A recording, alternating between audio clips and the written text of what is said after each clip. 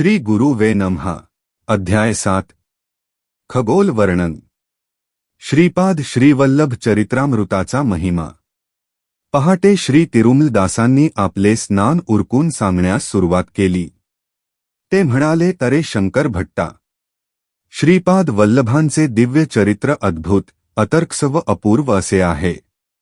तुझ्यावर त्यांचा अपार स्नेह असल्या कारणाने त्यांचे दिव्य चरित्र लिखाण करण्याचे महाभाग्य तुला लाभले आहे। असा हा दिव्य योग श्रींच्या संकल्पाने तुला लाभला आहे। श्रीपादाचे एकाच वेळी अनेक ठिकाणी प्रकट होणे। नरसावधानी मृत्युमुखातून बाहेर पडल्यावर त्यांच्यातील आकर्षण शक्ती क्षीणावली।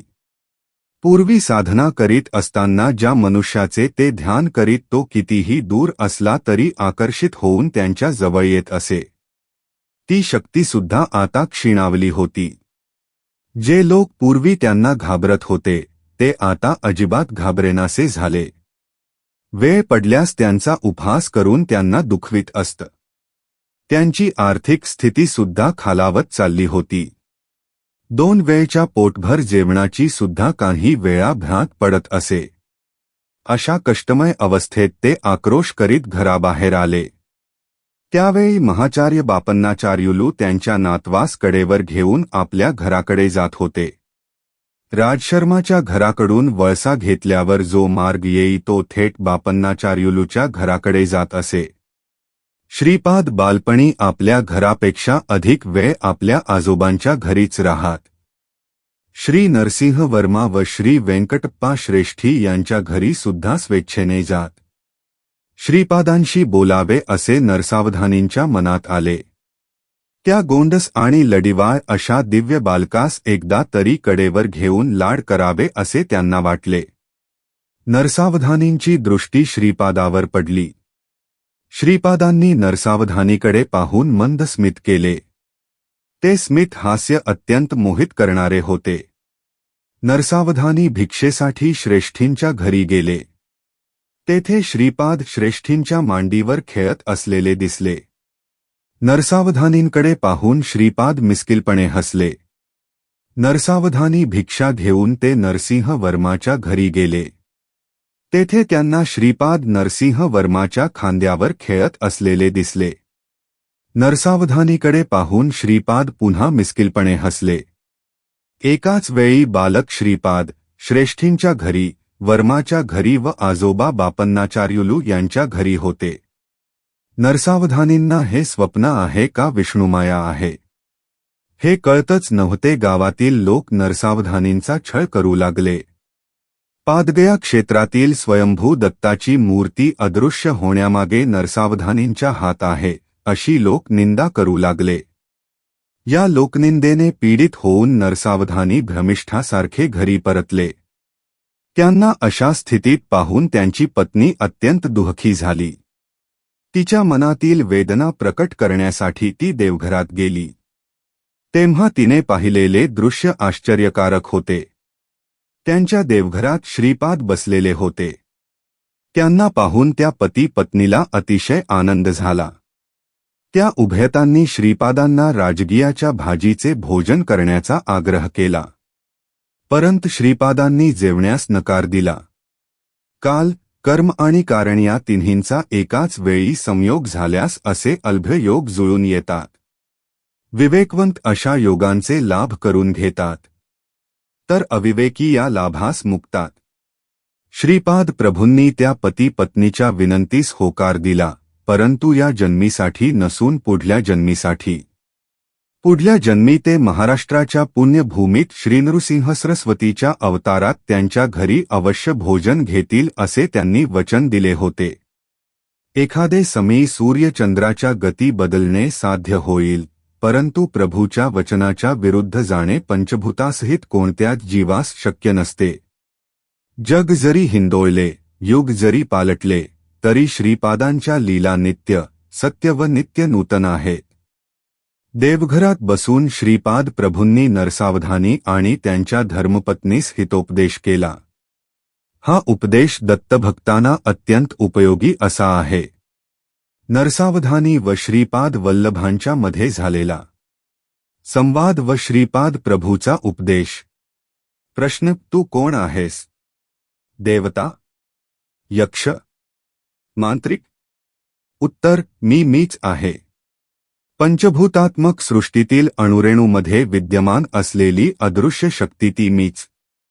पशुपक्ष्यासहित समस्त प्राणीमात्रामध्ये मातृ व पितृ स्वरूपाने स्थित आहे तो मीच. सकल सृष्टीचा गुरुस्वरूप पण मीच आहे. करण्यासाठी अत्री महर्षीने घोर तपश्चर्या केली. त्या परमज्योती स्वरूप परमात्म्याने आपल्या अमृतदृष्टीने सृष्टीतील प्रत्येक प्राण्यास व वस्तूस अवलोकन करून अनुग्रह करावा या हेतूने अनसूया मातेने तपाचरण केले होते. कर्मसूत्रांप्रमाणे पाप पुण्यास अनुसरून सुखदुःख प्राप्त होत असल्या कारणाने महापापाचे फळ स्वल्प व स्वल्प पुण्याचे फळ अधिक व्हावे या संकल्पाने अनसूया प्रार्थना करीत असे. कठीण अशा लोहखंडास जिवंत व खाण्यास योग्य अशा चण्यामध्ये आपल्या तपोबलाने मातेने रूपांतर केले. खनिजातील चैतन्य निद्रा अवस्थेत असते. तरुगुल्मादीमध्ये अर्धनिद्रावस्थेत असते. पशुमध्ये पूर्ण चैतन्याची स्थिती असते. खनिज म्हणून जन्मास येऊन मरण पावणे, नंतर वृक्षेतर जन्म घेऊन तदनंतर पशु जन्म पावून शेवटी मनुष्य जन्म घेतलेल्या मानवाने विवेक, ज्ञान व वैराग्यवंत होऊन त्याच्यात सुप्त असलेल्या परमात्मशक्तीस जागृत करून मोक्ष प्राप्त केला पाहिजे. प्रकृतीतील परिणामक्रमाचा धर्म परमात्म्यांच्या अनुग्रहाने बदलू शकतो असे मातेने सिद्ध केले. त्रिमूर्मीच्या रूपात असलेले चैतन्य जागृत अवस्थेत असल्याकारणाने निद्रावस्थेत बदलून त्यांना लहान बालकांचे रूप दिले. त्रिमूर्तीच्या शक्ती एकवटून अनघादेवी रूप धारण केले. दत्तात्रेयांचा अवतार घेऊन अनघादेवीचा अर्धांगिनी म्हणून स्वीकार केला. श्रीपाद श्रीवल्लभावतारी वामभागी अनघादेवी व दक्षिण भागी दत्ताचे असून अर्धनारीश्वर रूपाने प्रभूंचा जन्म झाला. अशा महोत्तर सृष्टीस आपल्या संकल्पमात्राने सृजन करण्याचे शक्तिसामर्थ्य असलेल्या प्रभूस आवश्यकतेनुसार सृष्टी धर्मांमध्ये बदल घडविणे सहज शक्य आहे, असे तू जाण. प्रश्न. श्रीपादा, सृष्टी धर्मामध्ये बदल घडविण्याचे सामर्थ्य असलेला तू माझ्या दारिद्र्याचे हरण करू शकत नाही का? उत्तर. अवश्य तुझे दारिद्र्य हरण करीन. परंतु तुझ्या पुढच्या जन्मी थोडेफार दारिद्र्य भोगल्यावर. राजगियाचा विषय अगदी क्षुल्लक होता, तरी तुला राजगियावर इतका मोह होता. आई, वडील किंवा आजोबा कोणाकडून याचना केली नव्हती. माझ्यासारख्या बालकाचा आहार असणार तो किती. राजगियाची इच्छा झाल्याबरोबर तू दिले असते तर आजची स्थिती उद्भवली नसती. पण आता ती वेळ गेली. तुझ्या मनातील मालिन्य दूर करण्यासाठी तुझे हे जीवन पुरणार नाही. प्रत्येक मनुष्य आपले पुण्यफल आयुष्य, ऐश्वर्य, कीर्ती, धन, सौंदर्य इत्यादी रूपाने पावतो. पापाचे फल म्हणून दारिद्र्य, अल्पायुषी, कुरूप, कुख्याती इत्यादी पावतो. तुझ्या पुण्याचा अधिक भाग काढून तुला आयुष्य दिले, जेणेकरून तुझे पुण्य खर्च झाले. आता तुझे पाप जास्त असल्या कारणाने दारिद्र्य भोगले पाहिजे. तरी स्वयंभू दत्ताची आराधना केल्या कारणाने दारिद्र्य असले तरी 2 वेळचे अन्न तुला लाभेल असा तुला माझा आशीर्वाद आहे. प्रश्न. हे श्रीपादा, वर्णाश्रम धर्माप्रमाणे वर्तन करावे असा शास्त्रांचा निर्धार आहे. तुमच्या आजोबांनी वैश्यांना पण वेदोक्त पद्धतीने उपनयन करता येईल असा जो निर्णय दिला तो चुकीचा नाही का? उत्तर. सत्याऋषीश्वरांच्या निर्णयात खोट शोधण्याचा प्रयत्न केल्यामुळे तुझी जिव्हा छाटून टाकली पाहिजे. आजोबा म्हणजे तुला कोण वाटतं? ते साक्षात भास्कराचार्य होत. विष्णुदत्त व सुशीला, स्वार्थ म्हणजे काय ठाऊक नसलेले परमपवित्र अशी दंपती. त्यांना माझे मातापिता म्हणून जन्मास घालावे असा आदेश मी काल व कर्मदेवतांना दिला. नरसिंहवर्त्यांचे पूर्वज श्री लक्ष्मी नृसिंह स्वामींचे अनन्य भक्त सिंहाचली होत असलेल्या यज्ञयागात विशिष्ट अन्नदान केलेले पवित्र घराणे. मी पीठिकापुरी जन्म घेण्यापूर्वीपासून एका क्रमपद्धतीने ही घटना घडवून आणली. त्या 3 घराण्याशी असलेले ऋणानुबंध एका जन्मात फेडले जाऊ शकत नाहीत किंवा एका अवतार काळात समाप्त करण्यासारखे नाही. माझे वरदहस्त त्यांच्यावर वंशोवंशी असेल. माझ्या छत्रछायेत ते निश्चिंत राहतील. भक्तास श्रीपादांचे अभय. आता माझ्याविषयी बोलायचे असले तर काहीही किंमत नसलेला राजगिरा तू मला देऊ शकला नाही. मी भोजन केल्यास लाख ब्राह्मण भोजनाचे पुण्य तुला लाभले असते. तू खराच दुर्दैवी आहेस. धर्म कुठले अधर्म कुठले याविषयी वाद असेल तर शास्त्रांचा आश्रय घेतला पाहिजे. शास्त्राप्रमाणे आचरण करावे किंवा करू नये ह्याविषयी मीमांसा होत असेल तेव्हा निर्मल अंतःकरण असलेले सत्पुरुषांचे म्हणणे शास्त्र ठरते. ते म्हणतील ते वेदवाक्यासमान असून धर्मसंमत असते. त्यांनी अधर्माने निर्णय द्यायचा प्रयत्न जरी केला तर धमदैवता त्यांना अधर्म मार्गाने परावृत्त करून धर्मसंमत असलेले निर्णय देण्यास बाध्य करते. हिंसा करणे पाप आहे असे शास्त्र सांगते. पण श्रीकृष्ण परमात्म्याच्या समक्ष झालेले युद्ध धर्मयुद्ध झाले. कौरव पांडवांचे युद्ध धर्मयुद्ध व युद्ध झालेले स्थल धर्मक्षेत्र म्हणून प्रख्यात झाले. यज्ञ करणे पुण्यफलप्रद आहे. परंतु परमात्म्याचे स्वरूप असलेल्या शिवास आवाहन करता केलेल्या दक्षाच्या यज्ञाचे शेवटी युद्धात रूपांतर झाले. दक्षाचे शिर धडा वेगळे झाले. नंतर त्याला अजाचे शिर लावण्यात आले. रोग्यास पित्त प्रकोप झाल्यास वैद्य लिंबू आवळा इत्यादींनी उपचार करतो. शरीराचा जर एखादा भाग नासल्यास तो भाग शस्त्राने चक्ष रोगाचे निदान करतो. मी पण तसाच आहे. माझ्यात देवतांचे अंश आहेत तसेच राक्षसांचे अंश पण आहे. मी उन्मत्तासारखा पिशाच्यासारखा राक्षसासारखा पण व्यवहार करतो. माझ्या अंतर्गत जीवाविषयी अत्यंत करुणा असल्यामुळे तुमचे स्वभाव तुमचे शुभाशुभ कर्म यास अनुसरून मी वर्तन करीत असतो. अनन्य शरणागत झालेल्या माझ्या भक्तांचे हात मी सोडित नाही. दूर देशी असलेल्या माझ्या भक्तास माझ्या क्षेत्री आणतो. ऋषींचे कुळ व नदीचे मूळ विचारू नये. आदी पराशक्ती कन्यका परमेश्वरीचे वैश्य कुळात अवतरण झाले नाही का? सिद्ध असलेल्या मुनीत वैश्य मुनी नाहीत का? ब्राह्मण क्षत्रिय वैश्यच नव्हे तर शूद्र जरी निष्ठेने नियम पालन करणारा असेल तर वेदोक्त उपनयनास अधिकारी आहे. उपनयन संस्काराने तिसरे नेत्र ज्ञान नेत्र उघडले पाहिजे. अंतःकरण शुद्ध होऊन ब्रह्मज्ञानात मन मग्न झाले पाहिजे. तुझे मन शाक ज्ञानाविषयी पूर्णपणे मग्न झाले आहे. ब्रह्म हे काय बाजारात विकत मिळणारी वस्तू आहे. या जन्मी ब्राह्मण म्हणून जन्मास आलेला पुढच्या जन्मी चांडाळ जन्म पावू शकतो. तसेच या जन्मी चांडाळ म्हणून जन्मास आलेला पुढच्या जन्मी ब्राह्मण म्हणून जन्मास येऊ शकतो. ब्रह्मवस्तू कुल मत देश काल यांच्या आतीत असलेले रहस्य आहे असे तू जाण. देव भावप्रिय असून बाह्यप्रिय नाही. तुझ्या भावास अनुसरून दैव कार्य करीत असते. ब्रह्मज्ञानाचा उपदेश करीत असता मी ब्राह्मण असतो. भक्तांचे योगक्षेम व अनुग्रह करण्यासाठी दरबारात असतो तेव्हा क्षत्रिय असतो. प्रत्येक जीव आपापल्या पापपुण्य कर्माप्रमाणे फळ पावतो.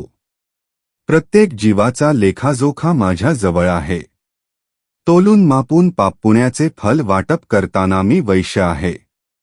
भक्तांचे कष्ट आपल्या शरीरावर घेऊन त्यांना सुखशांती प्रदान करण्याचा सेवाधर्म मी धारण केला असता द्र असतो.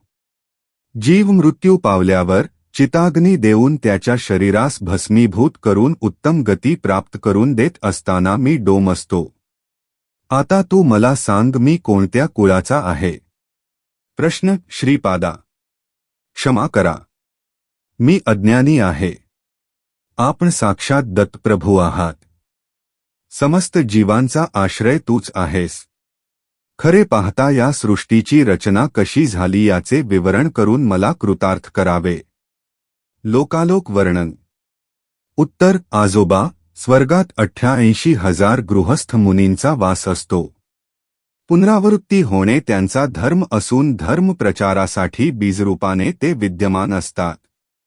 परमात्म्याच्या अनिर्वचनीय अशा शक्तीच्या एका स्वल्प अशा अंशाने जगत सृष्टी रचण्यासाठी ब्रह्मदेवाची उत्पत्ती झाली. परमात्म्यापासून क्रमाने सर्वव्यापी असे जल निर्माण झाले. परमात्म्याच्या तेजाने त्या जलात कोट्यावधी सुवर्णकांतीयुक्त अंड उत्पन्न झाले. त्या अंडात एक अंड आपण निवास करीत असलेले ब्रह्मानंड आहे. यातील आतले भाग अंधकारमय असून तेथे परमात्म्याचे तेज मूर्तिमान झाल्याने अनिरुद्ध हे नाव विख्यात झाले. त्या अंड्यातील अंधकार परमात्म्याने आपल्या तेजाने नाहीसा केला. हिरण्यगर्भ, सूर्य, सविता, परंज्योती अशा अनेक संज्ञांनी वेदांत त्यांचे वर्णन आले आहे.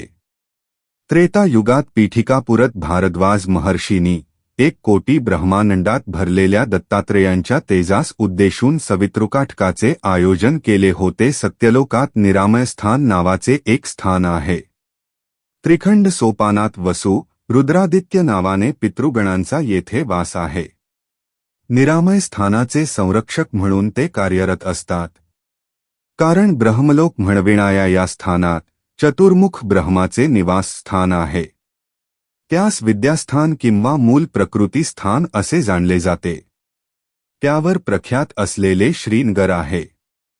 त्याच्यावर महाकैलास, त्यावर कारणकूट आहे. सत्यलोकात पुराणपूर नावाचे विद्याधर स्थान आहे. तपोलोकात अंजनाप्तिपूर मध्ये साध्यांचा वास आहे. जनलोकात अंबावतीपूर येथे सनक सनंदनादी ऋषींचा निवास आहे. महरलोकात ज्योतिष्मतीपुरामध्ये सिद्धादी गणांचा वास आहे. स्वर्गलोकात अमरावतीपुरामध्ये देवेंद्रादी देवता गणाचे वास्तव्य आहे. खगोलाशी संबंधित ग्रहनक्षत्रादी असलेले भुवरलोकात रथंतरपुरामध्ये विश्वकर्मा नावाचा देव शिल्पीचा वास आहे. आजोबा भूलोकात 2 भाग आहेत. मानवांचा निवास असलेल्या एका भागास भूगोल असे म्हणत. ह्याच्याशिवाय महाभूमी म्हणविणारा दुसरा भाग आहे. ही महाभूमी भूगोलकाच्या दक्षिणेस 5 कोटी ब्रह्मांड योजन दूर स्थित आहे. मर्त्यलोक म्हणजे भूलोक व भुवरलोक असून त्यात महाभूमीचा पण समावेश आहे. पाताळात अतल, वितल, सुतल, रसातल, तलातल, महातल आणि पाताल अशा प्रकारचे 7 लोक आहेत. थोडक्यात या स्वर्ग, मर्त्य, पाताळ असे म्हणत. आपण राहतो या भूगोलाच्या खालच्या बाजूस महाभूमी आहे, जिचे मध्यभागात उंचवटा असून चक्राकार आहे. त्यामुळे त्याच्या उपरितलावर सूर्य चंद्र सदैव झळकत असत. सत प्रकाशमान असल्याकारणाने तेथे कालमानाचे निर्णय नाही. या महाभूमीवर 7 समुद्र, 7 द्वीप आहेत. जंबूद्वीप या महाभूमीवर आहे. भूलोक व भुवरलोक यांची संयुक्त संज्ञा मृत्यूलोक अशी आहे. भूगोलात महाभूमी व भूगोल असे 2 प्रकार आहेत. सृष्टीच्या प्रारंभी समस्त लोक जलमय होते. प्रजापतीने सृष्टी रचण्याच्या हेतूने तपाचरण केले तेव्हा जलावर तरंगत असलेल्या पुष्कर पर्णाचे दर्शन झाले. प्रजापतीने वराहरूप धारण करून पुष्कर पर्णाजवळ पाण्यात बुडी मारली. खाली त्यास महाभूमी आढळली. तेथून थोडी ओली माती काढून आपल्या धारदार सुळ्यांनी त्या मृत्तिकेचे 2 भाग पाडले. एक भाग पाण्यावर आणून पुष्कर पर्णावर ठेवल्याने पृथ्वी झाली. आजोबा ह्याला भूगोल असे म्हणत. महाभूमीपासून भूगोलाचे अंतर 5 कोटी ब्रह्मांड योजने आहे. महाभूमीचा विस्तार 50 कोटी योजने आहे.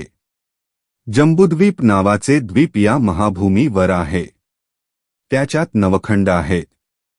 देवखंडी देवता व गृहस्थ्यखंडी भूतांचा निवास आहे.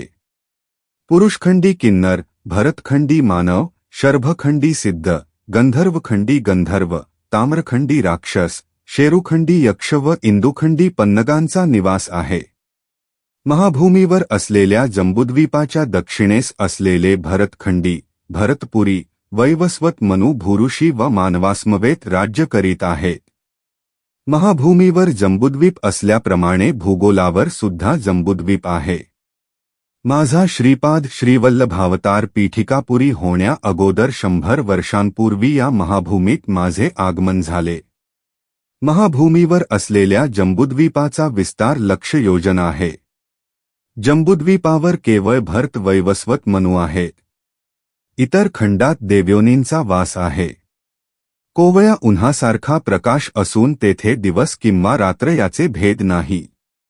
लवण समुद्राचे लक्ष योजने, लक्षद्वीपाचे 2 लक्ष योजने, इक्षुरस समुद्राचे 2 लक्ष योजने, कुश द्वीपाचे 4 लक्ष योजने, सुरा समुद्राचे 4 लक्ष योजने, क्रौंच द्वीपाचे 8 लक्ष योजने, सर्पी समुद्राचे 8 लक्ष योजने, शाकद्वीपाचे 16 लक्ष योजने, दधी समुद्राचे 16 लक्ष योजने, शल्मली द्वीपाचे 32 लक्ष योजने, क्षीर समुद्राचे 32 लक्ष योजने, पुष्कर द्वीपाचे 64 लक्ष योजने, शुद्धजल समुद्राचे 64 लक्ष योजने, चलाचल पर्वताचे 128 लक्ष योजने, चक्रावळी पर्वताचे 256 लक्ष योजने, लोकालोक पर्वताचे 512 लक्ष योजने, तपोभूमीचे 1250 लक्ष योजने असा विस्तीर्ण आहे.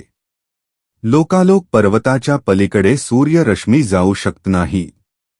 म्हणून लोकालोक पर्वत व अंडात यामध्ये अंधकार पसरलेला असतो. अंडांताचे विस्तार कोटी योजने आहे. वराहावतार किंवा नृसिंहावतार भूमीस व्याप्त करणारे असे अवतार नाही. वराह म्हणजे सुकर नसून एक सुळा असलेला खड्गमृग आहे. द्वीप, द्वीपाधिपती, द्वीपाधी देवतांचे वर्णन. महाभूमीत असलेल्या जंबूद्वीपास स्वयंभू मनूने चक्रवर्ती म्हणून प्रथम पालन केले.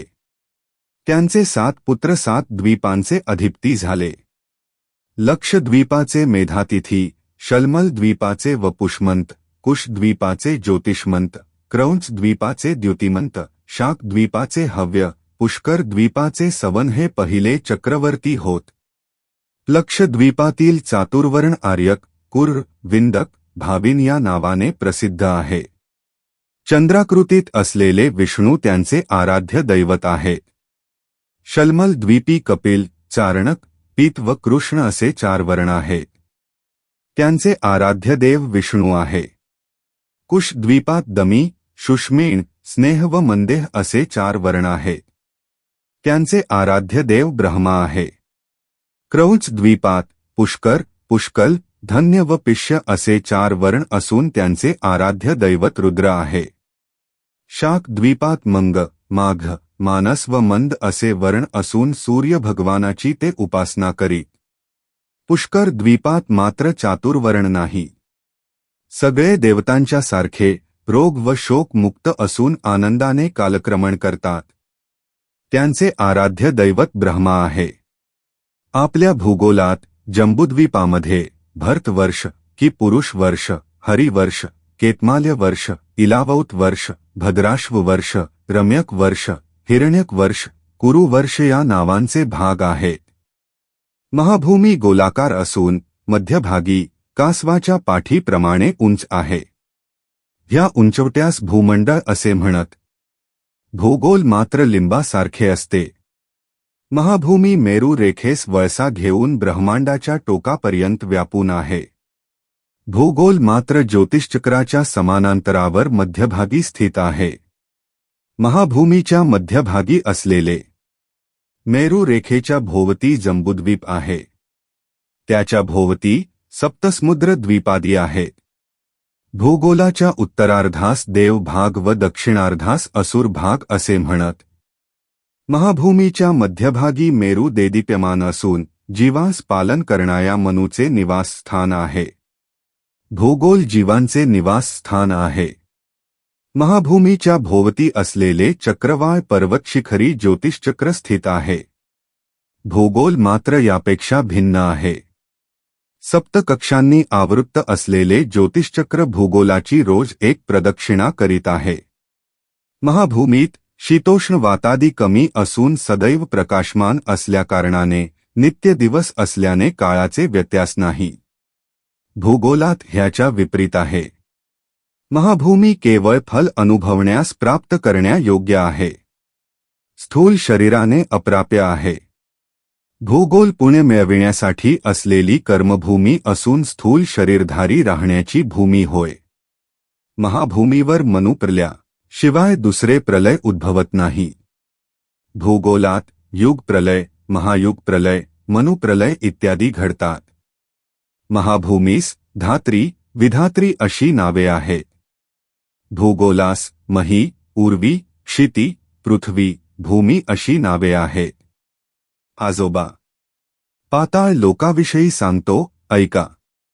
अतल येथे पिशाच्च गण, वितल लोकात गुह्यक, सुतल लोकात राक्षस, रसातलात भूत, तलातलात यक्ष, महातलात पितर व पाताळात पन्नगांचा वास आहे. लोकांतील निवासी, लोकाधिपती व खंडांचे विवरण. वितल लोकाचा व नवनिधींचा अधिपती कुबेर आहे. हा ब्रह्मांडाचा कोशाधिपती असून उत्तर दिशेस अलकापुरी येथे याचा वास आहे. वितल लोकाच्या मेरूच्या पश्चिमेस योगिनीपुरात मय राहतो.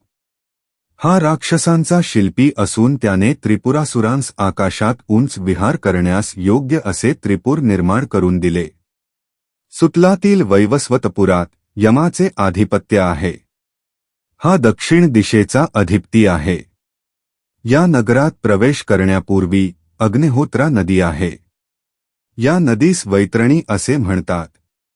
पुण्यवंतास ही नदी सुलभ रीतीने ओलांडता येते तर पापात्म्यास अति कष्टदायक ठरते.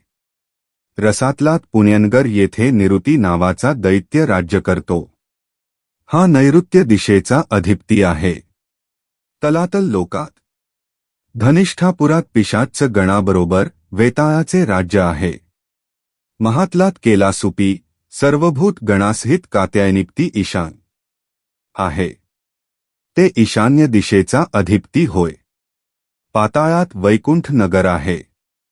त्यात श्रीमान नारायण पाताळात असलेल्या असुरांसहित वासुकी इत्यादी सर्पश्रेष्ठांबरोबर शेषशायी होऊन विराजमान आहेत. ह्यास श्वेतद्वीपात असलेले कार्यवैकुंठ असे म्हणत. पाताळ लोकात त्रिखंड सोपान आहे. प्रथम खंडात अनंत जीवांचा निवास आहे. द्वितीय खंडात प्रेत गणांचा वास आहे. तृतीय खंडात यातनामय शरीर प्राप्त झालेले जीव दुःखाने आक्रोश करीत असतात. महाभूमीमध्ये सप्त समुद्र, सप्त द्वीप आहेत. यांच्या मध्यभागी जंबूद्वीप आहे. जंबूद्वीपाचे 9 खंडामध्ये विभाजन झाले असून दक्षिणेस असलेल्या खंडास भरतखंड असे म्हणत. भरतखंडात भरतपूर येथे स्वयंभू मनु राहत असे. अनेक पुण्यजीव, ऋषी इत्यादी स्वयंभू मनुच्या राज्यात वास करीत. ते लोकांचे तसेच धर्माचे यांचे पालन करीत. महाभूमीवर सप्तद्वीपाभोवती चराचर, चक्रवाळ लोकालोक असे पर्वत स्वर्गलोकापर्यंत व्यापून आहेत. हे कांती किरणास आपल्यामधून कधीच प्रसारित होऊ देत नाहीत. महाभूमीच्या खाली 7 अधोलोक आहेत. ह्यास सप्त पाताळ असे म्हणत. अतल लोकात पिशाच्चांचा निवास आहे. वितल लोकात अलकापुरीत कुबेर असतो व योगिनीपुरात राक्षसांसमेत मय असतो. सुतल लोकात राजा बळी आपल्या परिवारासह असतो. वैवस्वतपूर यमाचे निवास स्थान असून येथील नरकात पापी जीव यातना भोगतात. रसातल लोकात पुण्यपूर येथे निऋती भूत गणासहित निवास करतो. तलातल लोकात धनिष्ठापुरात वेताळ राहतो व केलासुपी रुद्र, महातलात पितृदेवांचा वास आहे. पाताळात श्वेतद्वीप वैकुंठ आहे. यात नारायणाचे निवास आहे. मेरूस लागून अधोभागी अनंतजीव, प्रेतगण व यातनादेह असतात. निरालंब सूचग्रस्थानात महापातकी अस्त. भोजनांती रौर्वे अपुण्यनिले पदमार्बुद निवासिना. अर्थीनाम उदकम दत्तमक्षयमुक्तिष्ठती म्हणून उत्तरापोषणात उदक यास प्रदान करीत असतो. लोकाचे नाव, त्यांचे विस्तीर्ण विवरण. भूलोकात असलेले भूगोल व महाभूमी भिन्न आहेत. याचे स्पष्टपणे समजून घे. भूगोल बिंदूच्यावर ऊर्ध्व ध्रुव स्थानापर्यंतच्या प्रदेशात मेरुरेखेस प्रकाशमान करणारे सूर्यलोक होय. हे सूर्यदेवतेचे लोक असून सूर्यग्रह मंडल नव्हे. याचप्रमाणे चंद्रलोक, अंगारक लोक, बुधलोक, गुरुलोक, शुक्रलोक, शनैश्चर लोक, राशादी देवता लोक, नक्षत्र देवता लोक, सप्तऋषी लोक, ऊर्ध्व ध्रुव लोक असे आहेत. याशिवाय आणखी अवांतर लोक सुद्धा आहेत. भूमध्य बिंदूपासून सूर्य लोक, लक्ष ब्रह्मांड योजना आहे. हे सूर्य ग्रहाचे अधिपती असलेले सूर्य देवतेचे स्थान आहे. भूमध्य बिंदूपासून चंद्र लोक 2 लक्ष ब्रह्मांड योजने, अंगारक लोक 3 लक्ष ब्रह्मांड योजने, बुध लोक 5 लक्ष ब्रह्मांड योजने, गुरु लोक 7 लक्ष ब्रह्मांड योजने, शुक्र लोक 9 लक्ष ब्रह्मांड योजने, शनैश्वर लोक 11 लक्ष ब्रह्मांड योजने, राशादी देवता लोक 12 लक्ष ब्रह्मांड योजने, नक्षत्रादी देवता लोक 13 लक्ष ब्रह्मांड योजने, सप्तऋषी लोक 14 लक्ष ब्रह्मांड योजने, ध्रुव लोक 15 लक्ष ब्रह्मांड योजने आहे. याप्रमाणे भूमध्य बिंदूपासून विविध अंतरावर स्वर्गलोक, महरलोक, जनलोक, तपोलोक, सत्यलोक आहेत. भूमध्य बिंदूपासून ब्रह्मांडास भोवती भिंती सारखे म्हणजे अंडांतापर्यंत 24 कोटी 50 लक्ष ब्रह्मांड योजनांचे अंतर आहे. भूमध्य बिंदूपासून अंडांताच्या बाहेरपर्यंत 25 कोटी 50 लक्ष ब्रह्मांड योजनांचे अंतर आहे. भूलोक, भूवरलोक व स्वर्गलोक प्रलयकाळी नाश पावतात. स्वर्लोकावरील महरलोक थोडेफार नाश पावून थोडे स्थिर राहतात. त्यावर असलेले जन, तप व सत्य लोक ब्रह्माच्या आयुष्याच्या अंती नाश पावतात. स्वर्ग म्हणजे स्वरलोक, महरलोक, जनलोक, तपोलोक, सत्यलोक व अंडांतापर्यंतचा प्रदेश. दत्त म्हणजे कोण? आजोबा. दत्त तत्व तुला अनुभवायचे असेल तर लक्षवेळा जन्म घेतले पाहिजे. कोट्यानुकोटी ब्रह्मांडास व्याप्त करून त्यांचे अतिक्रमण करून असलेले एकमेव तेजोमहाराशी म्हणजे दत्त असे समज. ते दत्तप्रभूच तुझ्या समोर असलेले श्रीपाद श्रीवल्लभ आहेत असे जाण. श्रीचरणांनी केलेला हितोपदेश ऐकून नरसावधानी व त्यांची पत्नी चकित झाले. 1 वर्षाच्या बालकाने साधिकाराने एवढे महत्त्वपूर्ण व गहन असे विषय सांगणे व स्वतः दत्त असल्याचे निरूपण ऐकल्यावर नरसावधानी व त्यांच्या पत्नीस राहवले नाही. ते ढसढसा रडू लागले. त्या दिव्य शिशूचे श्रीचरण स्पर्श करावे अशी इच्छा व्यक्त केली. त्यास श्रीपादांनी नकार दिला. नरसावधानी व त्यांची पत्नी जागच्या जागी खिळून राहिले. श्रीपाद पुढे म्हणाले, मी दत्त आहे. कोट्यानुकोटी ब्रह्मांडात व्याप्त असलेले एकमेव तत्वमीच आहे. दिग हेच वस्त्र म्हणून दिगंबर आहे. जे कोणी त्रिकरणशुद्धीने दत्त दिगंबरा, श्रीपाद श्रीवल्लभ दिगंबरा, नरसिंह सरस्वती दिगंबरा म्हणून भजन कीर्तन करतात तेथे मी सूक्ष्म रूपाने सदैव असतो. माझे मातामह असलेले श्री बापन्नार्य परप्रांतातून पादग्या क्षेत्री श्राद्धादी कर्म करण्यास आलेल्या लोकांस सेवाथावाने भोजन व राहण्याची सोय करीत असताना काही लोकांना आक्षेप घेतला, कोठे आहेत तुमचे स्वयंभू दत्त? अदृश्य झाले ना? तेव्हा श्रीपाद म्हणाले, तो दत्त मीच आहे. मी जन्म घेतलेल्या पवित्र गृहात राहण्यास आलेले नक्कीच पवित्र होतील. पितृदेवतांस अवश्य पुण्य लोकांची प्राप्ती होईल. जीवित असलेले जीवांचे तसेच मरण पावलेल्या जीवांचे योगक्षेम वहन करणारा प्रभू मीच आहे. मला जन्म मरण दोन्ही समान आहेत. तरी तू स्वयंभू दत्ताची आराधना केल्याचे फळ हेच का? अशी व्यथा तुझ्या मनात आहे. तुझ्यावर असलेले आळ नाहीसे करण्यास स्वयंभू दत्ताचे दर्शन शीघ्र होईल आणि मूर्तीची प्रतिस्थापना होईल. तुला मी आयुष्य दिले. दत्त ध्यानी असू दे, पुढच्या जन्मी तुला अनुग्रह होईल असे आश्वासन देतो. या जन्मी माझ्या पादुकांस स्पर्श करण्याचे महापुण्य तुला नाही. कोट्यानुकोटी ब्रह्मांडाचे सृजन रक्षण व लय करणारा एक कप्रभसामी माझ्या वरदहस्तांनी तुला आशीर्वाद देतो. महाभयंकर अशा ध्वनीनी श्रीचरणांचे शरीरातील अणु परमाणु विघटित होऊन श्रीपाद अदृश्य झाले. बाबा रे! शंकर भट्टा श्रीपादांनी स्वतः त्यांच्या नामाच्या शेवटी दिगंबरा नाम जोडून जप करण्याचे मर्म या प्रकारे निरोपिले. त्यांचे सर्व व्यापक तत्व, निराकार असलेले ते तत्व, साकार रूपात असे अवतरित झाले हे आपल्या कल्पनेच्या बाहेर आहे. लहान मुलाच्या रूपाने गोंडस रूप धारण करून आलेल्या त्या जगतप्रभूच्या लहानपणापासून करीत असलेल्या लीलांना अंत कोठे. श्रीपाद श्रीवल्लभांचा जय जयकार असो.